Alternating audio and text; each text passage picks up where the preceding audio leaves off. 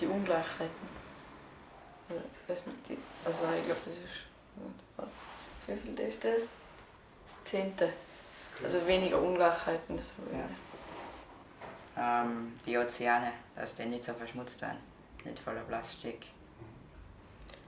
Die Linderung der Armut meistens und also Gesundheit für alle. Ich denke, wenn es weniger Ungleichheiten gibt, gibt es eigentlich so fast automatisch schon mehr Frieden. Geschlechtergleichstellung. Das finde ich schön vom Symbol, dass es versucht, irgendwie mehr auszudrücken als nur männlich und weiblich.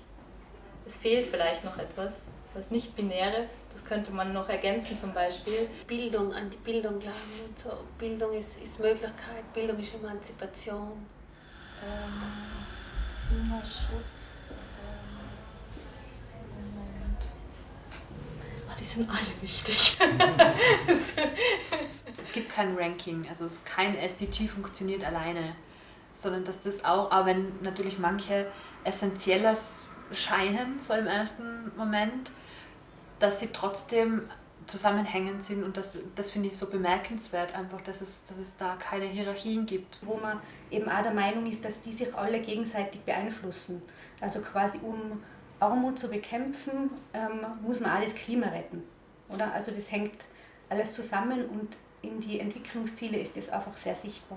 Die SDGs sollten schon stärker als solche in den Köpfen, vor allem der Leitungen und der Unterrichtenden, grundsätzlich verankert sein. Bei allen Inhalten, die man sonst vermitteln muss durch den Lehrplan, ist das eigentlich ein ganz wichtiges, zentrales Thema, das alle Fächer berührt, das uns in Zukunft berühren wird. Und ich finde einfach ganz wichtig ist, dass der Schüler das merkt, dass es nicht für ein Fach abhängig ist. Weil im Prinzip geht es genau da um das, was über jedem Fach drüber steht.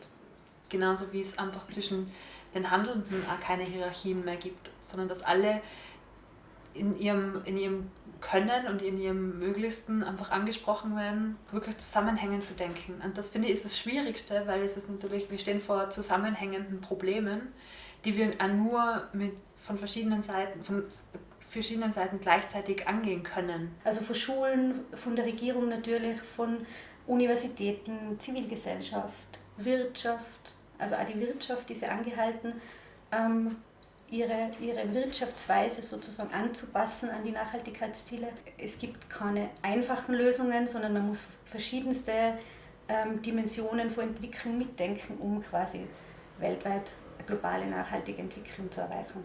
Also genau das, was Südwind seit 40 Jahren macht, oder? Also einfach versucht, globale Zusammenhänge aufzuzeigen und aufzuzeigen, wie unser Lebensstil oder die Politik, die in Europa gemacht wird, oder nationale Politiken, wie sich die auswirkt auf den globalen Süden.